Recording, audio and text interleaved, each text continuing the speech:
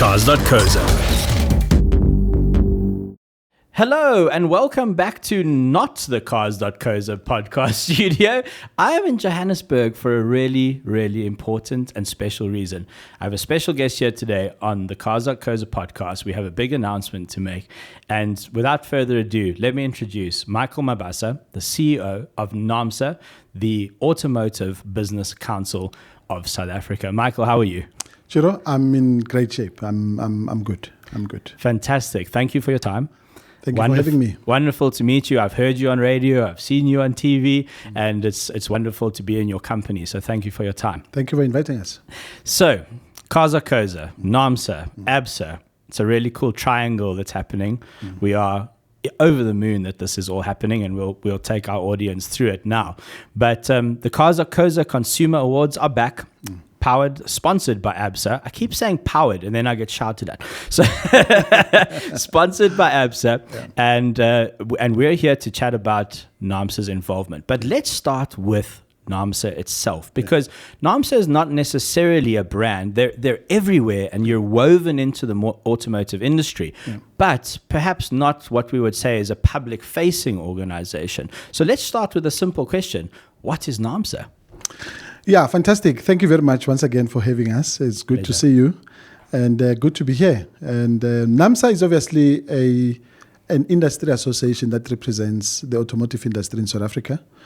A lot of people do not know that, in fact, Naamsa is now 89 years old. 89? 89 years old. So we were born in 1935, and at the time, Naamsa was purely representing manufacturers, and we used to be called the National Association of Automobile Manufacturers of South Africa. That's what Naamsa represented at the time.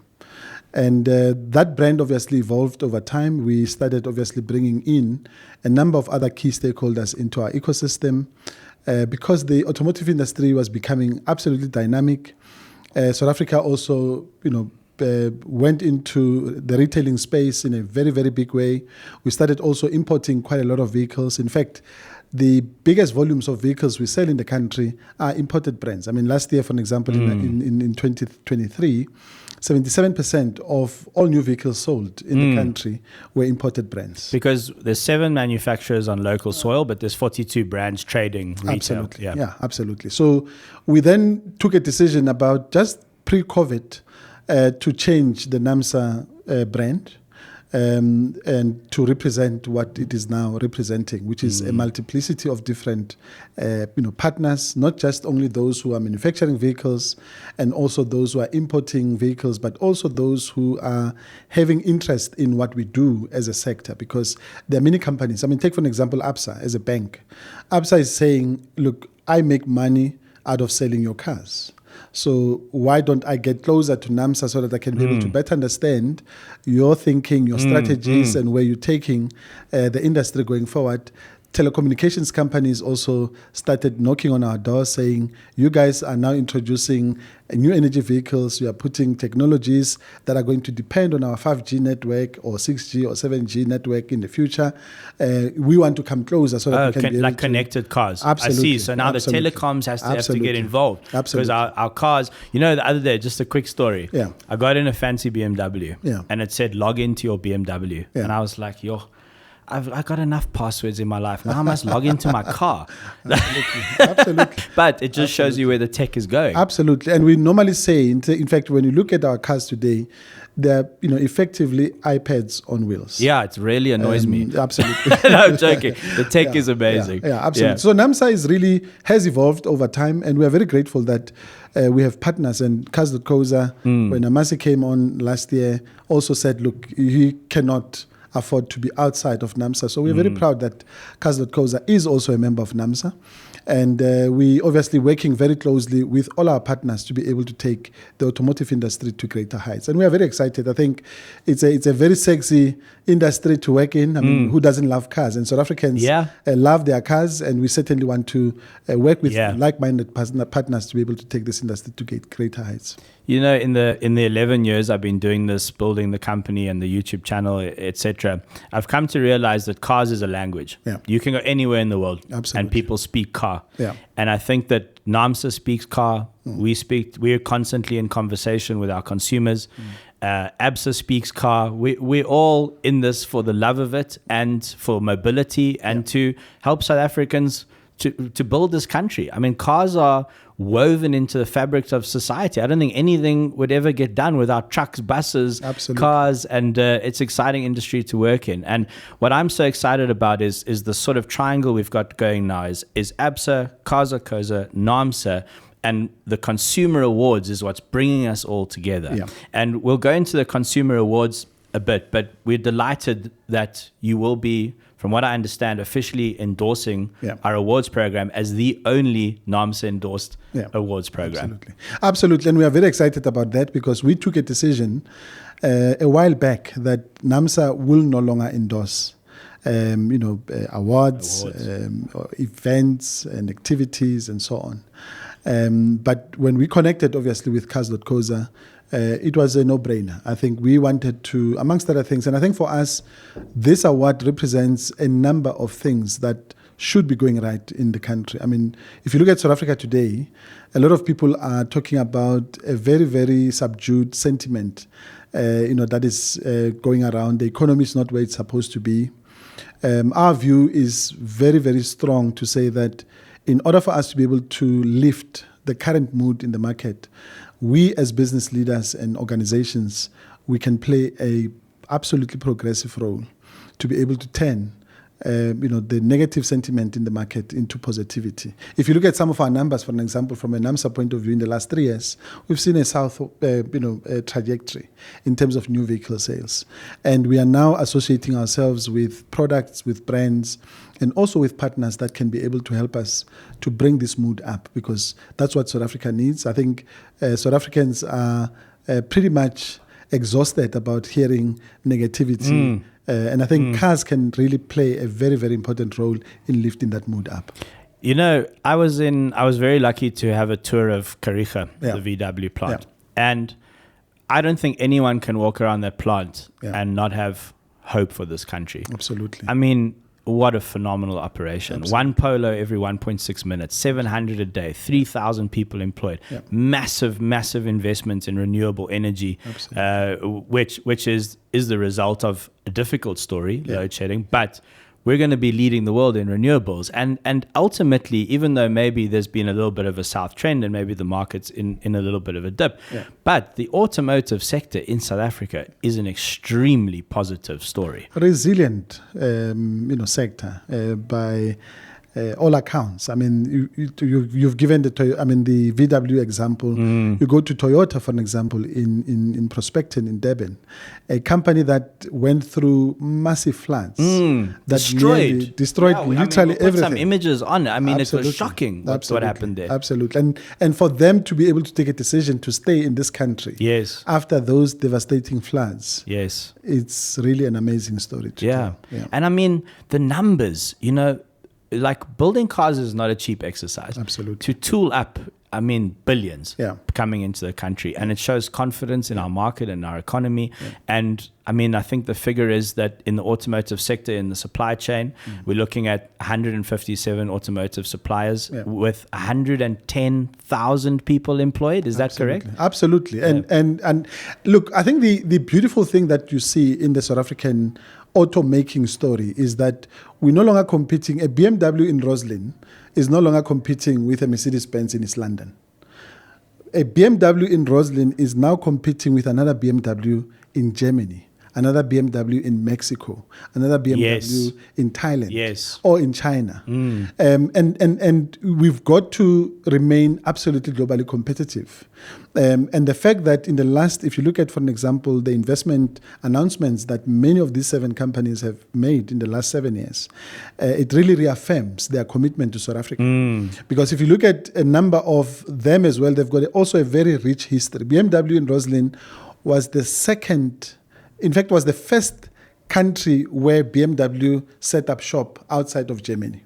Wow. There's no any other I actually country didn't know that. they went to other than South Africa for the longest time. They've just celebrated their 50 years in the country, and they've also announced a massive investment, to produce an X3 plug-in hybrid in the next year or so. So we are very excited that there's huge investments that are coming through. And we must chat about new energy vehicles, because that's a fascinating aspect of the industry that's developing really fast. Absolutely. But we actually just partnered with BMW. We filmed, I think it was 26 classic BMWs for their 50-year celebration, just to make sure 26 classic BMWs are working, clean, and we did everything in a week with fuel inside, and BMW has a really cool history. I mean, in South Africa, as you know, the Gushesh, right, an icon. I think, if I'm not mistaken, when we built, was it 325 IS or was it another car? I think it was the M535i. I don't think they actually told Germany what they were doing. Absolutely. I think they put the M1 engine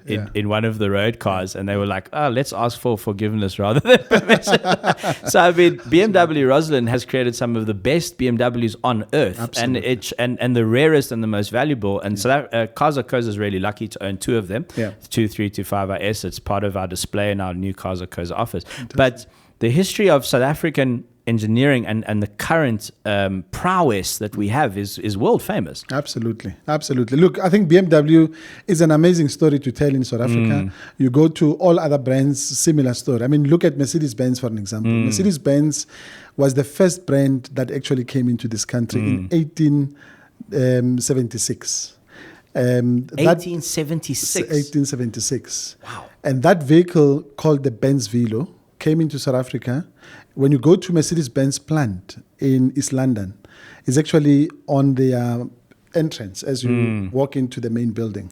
It's still there, and we are trying to convince them to bring it this year to the South African Auto Week. And I'm hoping that we'll be able to squeeze their arm, because we're celebrating our centenary as a country this year. Now, I want to go back to the 1876 story. So when Mercedes-Benz came into the country, a lot of historians that you speak to that followed the automotive industry and its history, they remind us that that car came into the country a year later. It actually caught fire. It burned down completely. Oh, that's painful. But it is that fire that sparked the passion that you see for automotive industry in South Africa. Because since then, people then were fixated about that fire, and they wanted to know what happened, why did it burn down, and so on. And that really was the spark. That's like Phoenix, Absolutely. Rising from the ashes. Yeah, and from there, the rest is history. So, seven brands building locally, 42 brands trading. Yeah. From what I understand, and from the conversations we've had, Naamsa, once a quarter, gets all these people in a room together. So I have to ask, is it like a tribal council where you vote someone out at the end of the day? Yeah, well, that's a very interesting question to ask, because you've got 42 CEOs who get together. That's amazing.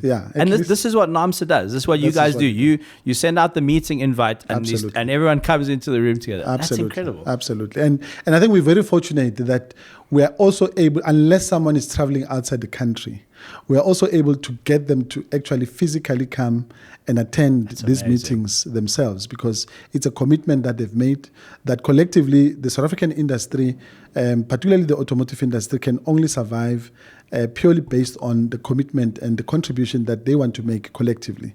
And I think over the last couple of years, we've seen an amazing camaraderie amongst them, because remember, these are competing partners. Yes. These are people who are fighting for market share in the market.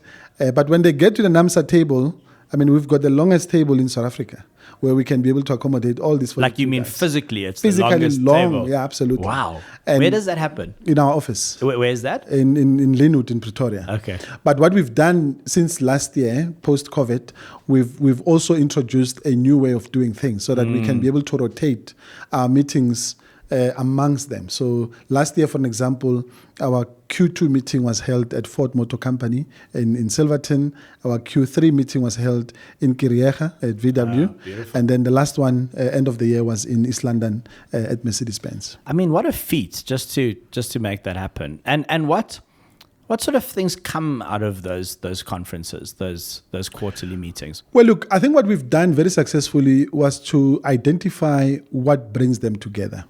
Obviously, South Africa has competition laws, which all of us must observe and respect. So everything that sits on that table cannot be competition related. So issues around pricing, marketing, those issues are obviously off the table completely because it's a competitive space. But when you look at, for an example, issues around regulation, issues around policy, issues around data, we collaborate on all those key areas. South Africa obviously is a very huge, we are the 22nd biggest market that produces vehicles globally. And we've got a lot of regulations and new policies that we want the South African government to consider. And in order for us to be able to support government in considering those policies, we need to also put our views on the table. Yeah, so you present a unified force to government. Yeah, because imagine a world where each of the 42 went to government in their own individual right. No, they won't answer your phone calls. Absolutely. They will answer your phone call. Yeah, but if I'm able to do so with that collective muscle. Yes, behind you. Exactly. Absolutely. No, I mean, that's incredible. I think you're essentially spearheading what is a very powerful group of voices. Absolutely. And tell me about yourself. How did you come to be the CEO of Naamsa? What is your origin story, as they say in the movies? It's actually a very interesting one because I'm actually a transport economist by training. Okay. But my background is not in automotive. So I never did automotive in my studies. I actually majored and did a lot of work in the aviation space. Okay. So I'm an aviator in my own right. In fact, in my previous life, when I was 26 years old, I was appointed as the first black chairman of ATNS. ATNS is the Air Traffic Navigation Service, which manages our airspace in the country. And I served in that role for about 8 years to obviously try and manage our airspace. Obviously, ATNS operates in about 26 airports around the country, Johannesburg, Cape Town, and a few others that are in the country. And then when I left ATNS, I was then appointed as the chairman of the Air Services Licensing Council, which is a council that offers and issues licenses. So if you are an airline, for an example, you want to open a new route between Uppington and Bloemfontein, you come to the council and the council looks at your business case and we are able to then say, yes, you've got a solid business case that can help us to open that. And then after that council, then I went to the International Licensing Council, which was also focusing specifically on international airlines that are flying into South Africa and also flying out of the country, because if Emirates, for an example, wants to fly into the country, they need to apply for a license. And then we look at, for an example, the frequency of those routes, how often are they in the country, which airports are they landing at, which times of the day they're landing at, and so on and so forth. So all those things are responsibilities within the ATNS space. So and then I moved out of aviation, partly I went into the mining industry. So when I came to Naamsa, I was actually with Kumba in the mining sector, and did a lot of work there, particularly in terms of supporting the new strategy that Kumba had in terms of their corporate social investments that they were making in different communities. So I went to Tabazimbi and spent some very good time there to be able to do some work with the local communities there. And that's amazing. And how long have you been with Naamsa now? 5 years now. Okay. 5 good years. I think. Amazing. Yeah. It's been a ride. It's been a ride. So I'll give you a quick bit of background on Cars.co.za's origin story. So it was started. The two founders are about my age. They're about around 40. Yep. They started it in their mom's house because they wanted to go surfing more. They were tired of working for a boss.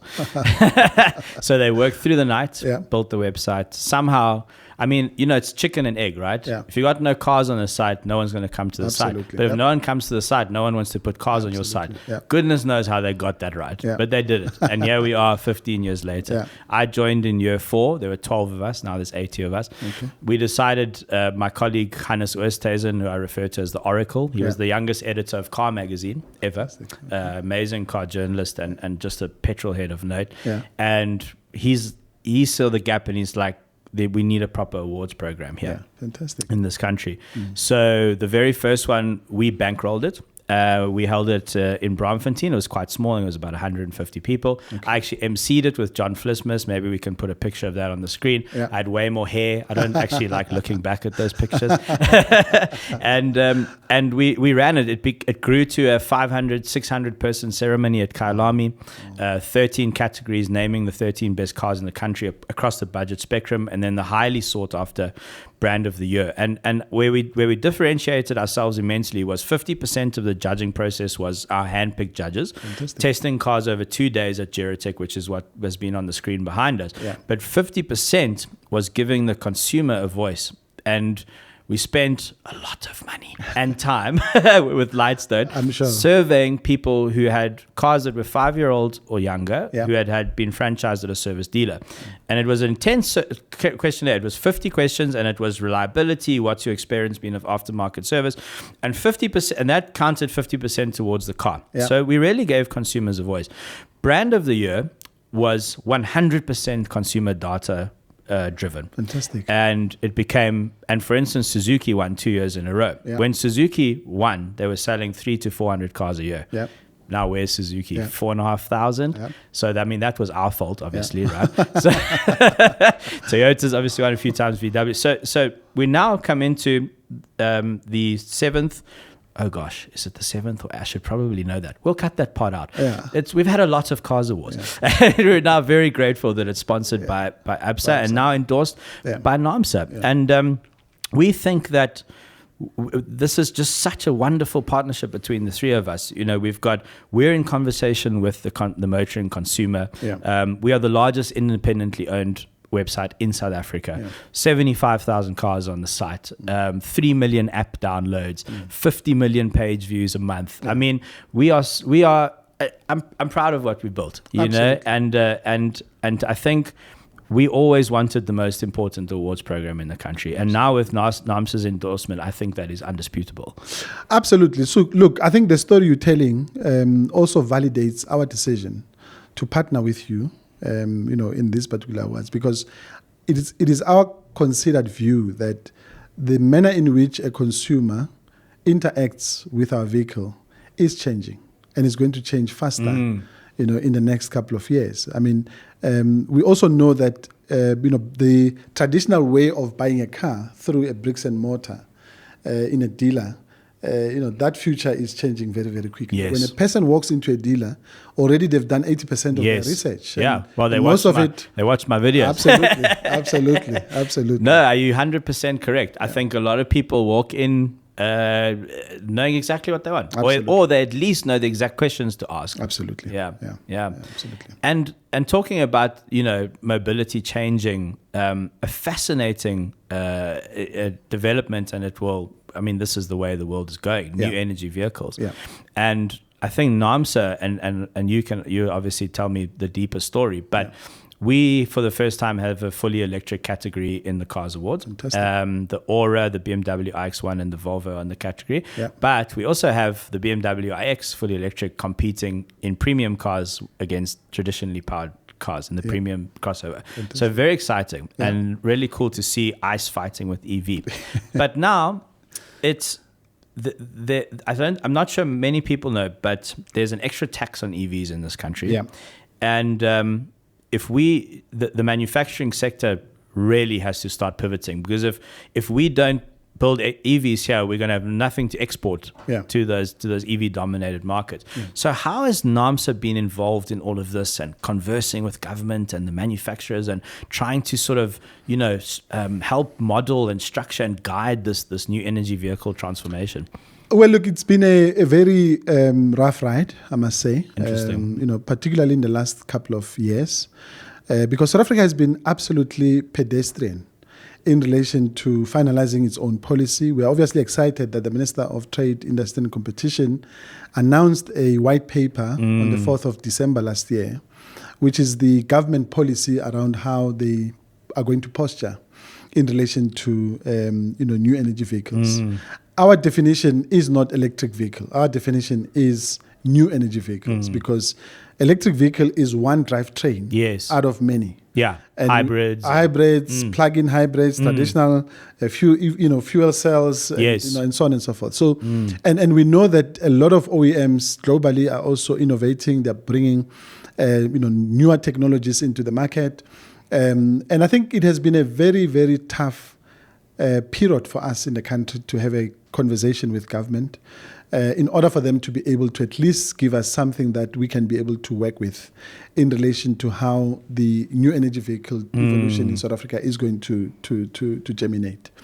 We are obviously very pleased. I mean, we listened very carefully yesterday from the Minister of Finance, where he announced already that government is going to be supporting the production of the new energy vehicles. Well, the first phase government is looking at is concentrating mainly on electric vehicles. So there's 968 million that government has already set aside to be able to support manufacturers that would like to begin with the production, which is great news for us because we would like to see more companies coming into South Africa. We've mentioned earlier that we currently have about 7 manufacturers that are already producing.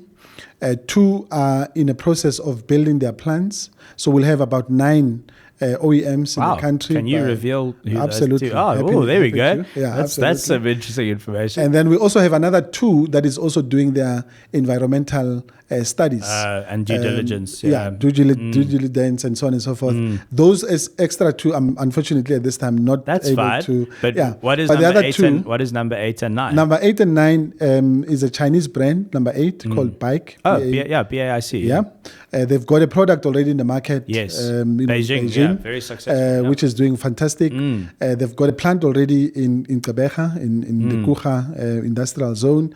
They are now finalizing their paint shop. So the factory is up and they're now running tests. That's so exciting. Yeah, they're running tests so that they can be able to press the button for that paint shop to start rolling. How many people do you think they will employ now if they get to full capacity and full operations? For a normal, and it depends obviously on volume. A Toyota, for an example, employs far more people. Sure. Firstly, because they've got 4 lines that they're running in that plant. Bike is going to run 1 line, at least initially. And we hope that they're going to be ramping up because their strategy is that they're not producing that vehicle for the South African market.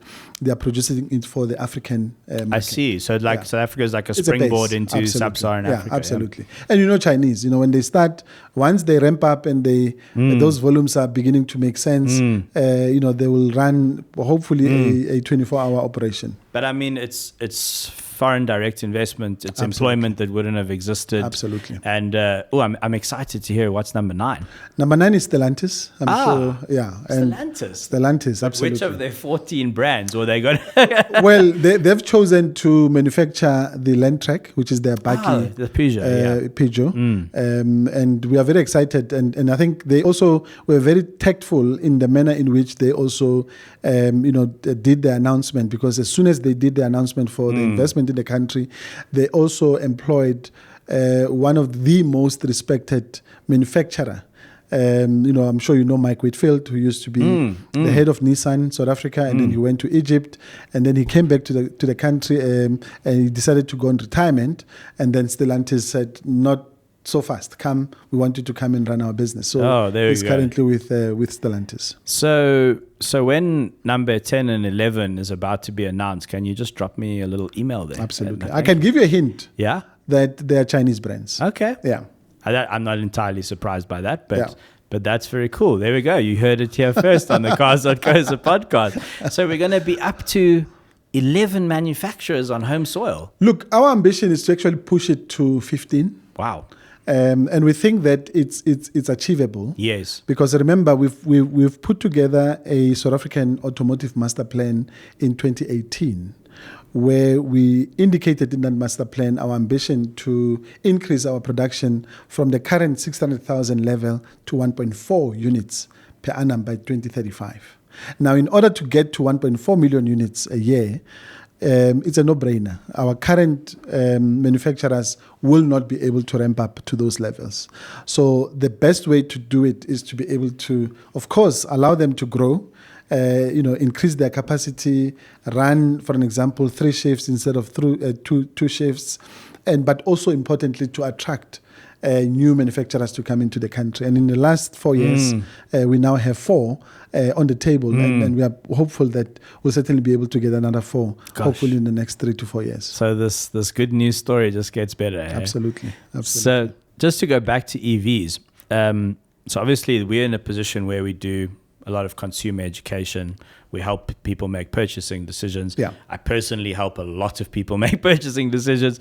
And so we're on our side, we're helping, I think, with consumer education and helping understand this EV revolution and what it means for motorists in South Africa. But what it sounds like to me was by you guys getting a commitment from government and a white paper, you empowered the local manufacturers to go to their respective head offices overseas and be like, right, guys, we got a commitment here. Like, this is now a good place to invest. Absolutely. And I think that's an extremely powerful achievement. Yeah. Absolutely. So, and we've obviously are mindful of the fact that South Africa has a multiplicity of fiscal challenges.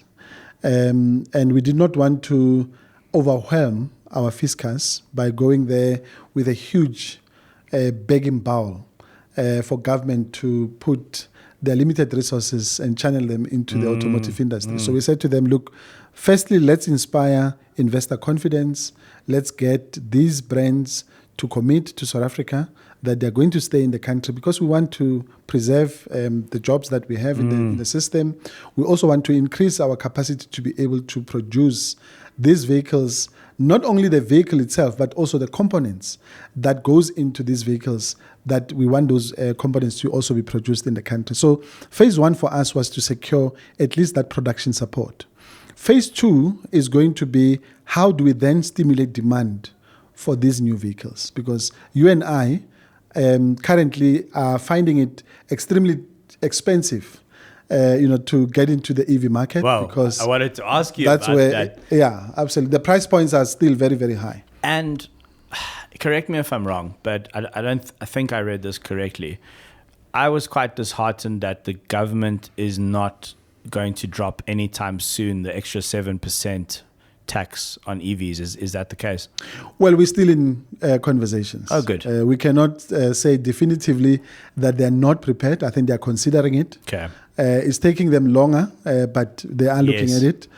Because, look, it doesn't make sense. Every market around the world is pushing for vehicles that are... It's the opposite. Absolutely. You get a rebate. Absolutely. Yeah, you get charged extra. Absolutely. In China, they've actually also introduced legislation where they're now saying to the population that if you want to buy an internal combustion engine, you must now apply for a license. Yes, like Singapore as well. Absolutely. So, and they're now pushing everyone who's buying new vehicles to go for new energy vehicles. In South Africa, it's the opposite. Yes. We're actually punishing people for buying electric vehicles. I mean, look, a government that is maybe struggling to make ends meet is probably not that keen to drop a tax. So I think you got your work cut out for you.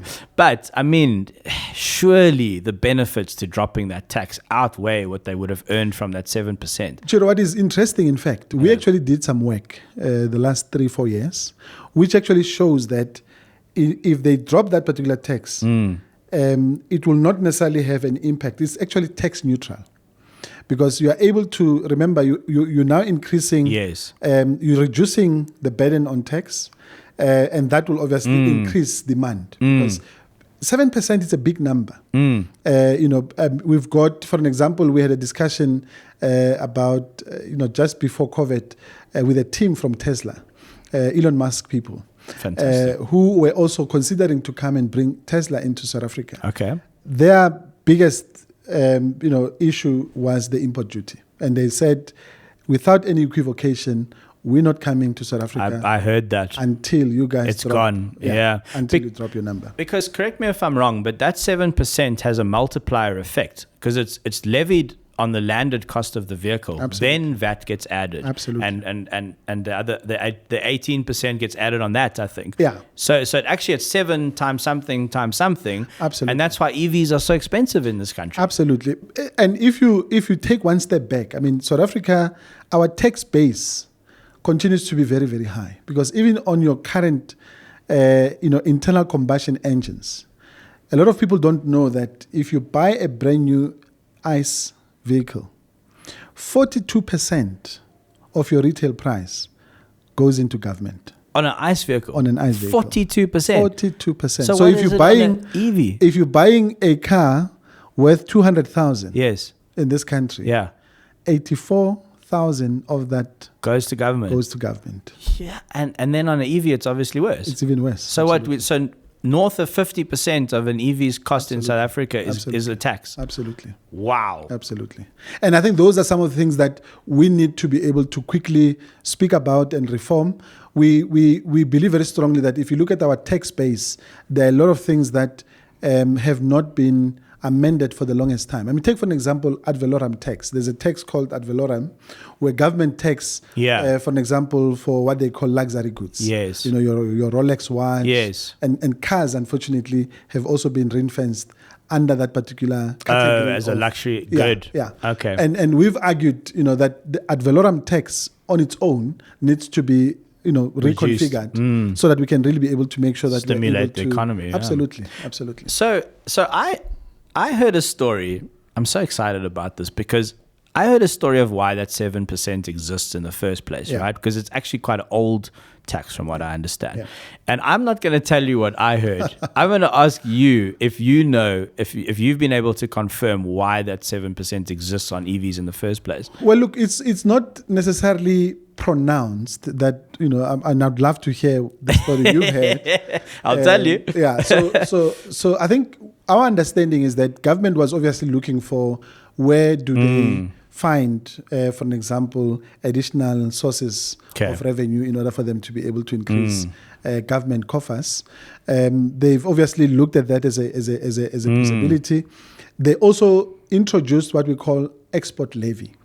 What that means is that if you are producing a vehicle in South Africa and you using that car as an export, so you're not selling it in the country, it goes out of the country, government also charges you a levy for having produced that car in South Africa and taking it out to another market. It's like, thanks for doing all the work. Exactly. Here's another levy. And guess what? South Africa is the only country in the world that actually imposes an export levy. Wow. So, and we had, massive conversations with government to say, but this is double tax, because remember, those vehicles, the destination country or the receiving country also imposes an import duty on those vehicles. Yes. So we're paying twice. We're paying to take it out, and then paying again for getting it in into the other country where it is going. Yes. So we've argued quite very firmly to say that this is double taxation. We need to be able to review that, and I think government has considered that. We're waiting now for the minister to make a decision. Gosh.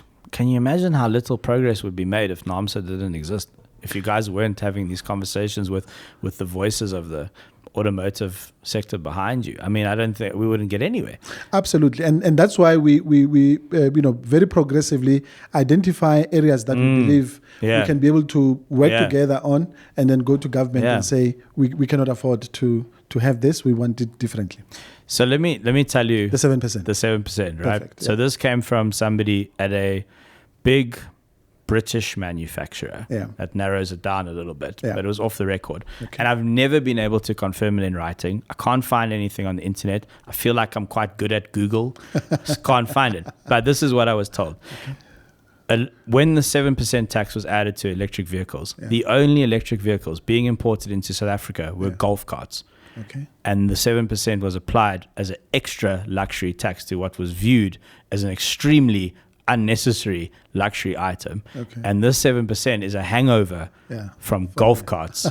That's what I was told. I'll join you in the Google search. If you can confirm that for us, if you can get one of the manufacturers or someone from government to confirm that, Absolutely. that story would go viral. Absolutely. The EV tax is because of golf carts. Yeah. But that's what I was told off the record. And look, I'm going on the record now because, well, that person's immigrated and he probably won't shout at me for telling you. So, but you know, it's one of those stories where, I mean, it almost sounds too crazy to be true. Yeah. But I'll work together with you. Let's We'll uncover this investigate. one because We'll it's investigate. fascinating. Yeah, absolutely. But Michael, I feel like we could talk all day. Yeah. I mean, maybe we should get some Uber Eats or something, get some fuel. But I think, you know, we are delighted with what's happened here. Yeah. I think it seems that our new MD Amasi is also quite a persuasive guy, so that's good for us. It's good for business, you know. We sent him in, parachuted him to start this relationship, and we are extremely excited about the Cars.co.za Consumer Awards coming back. Yeah. It's now sponsored by ABSA. I think the industry is excited, Yeah. and we are over the moon to have Naamsa and yourself and your team on board. Well, look, the only thing that Amasi was not able to convince us on was for us to change the Naamsa logo colors. Because, you know, you've got ABSA. That's cheeky. Yeah. You've got ABSA and Cars.co.za in red. You see. And then you've got Naamsa in green and black. You So see, he's sitting there having a big laugh. He likes a little cheeky. But Michael, what a pleasure. I've thoroughly enjoyed this. Thank you for your time. And I'm sure and I hope that this is the beginning of a long, valuable, fruitful relationship between our three businesses. Absolutely. Look, we are very excited about the journey that we are about to take. And we normally say we invest in relationships. And we are convinced that this is a relationship that we want to not just spend our energies on. We believe very strongly that there are benefits that would accrue long term. Music to my ears. Yeah, absolutely. It makes me very happy and very proud. So thank you. Thank you for your time. Thank you for having me. I've had a lot of fun. I've learned a lot, and I can't wait for this video to get out there for us to formally make the announcement.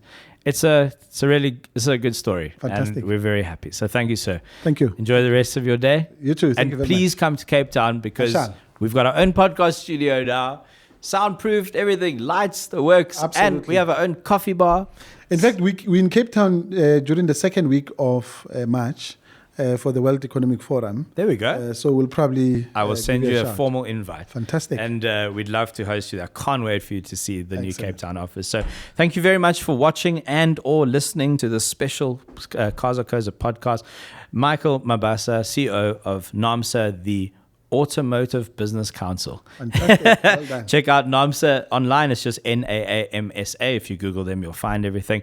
Cars.co.za Consumer Awards is back. All the information's on our website. A link will pop up somewhere above my head right now or in the description below. Follow us on all the socials, on the YouTube channel. Follow Naamsa on all the socials for all the latest announcements. ABSA as well. The Cars Awards is happening very, very, very soon, and we're extremely excited about it. So thank you. I'm Ciro De Siena. It's been an absolute pleasure. And I think let's go get some breakfast. I missed breakfast. Starving. Yeah, let's go. Cars.co.za. Not only is Cars.co.za the best place to find your dream car, but it's also the easiest place to sell your current car. Check out the sell car section on our main website. Simply list your car's details and all of our dealers will take bids on your car. You just choose the highest price. Boom, your car's gone. On to your next one. Right, thanks very much for watching the video. Okay, I think I'm done. Yeah, I'm finished now.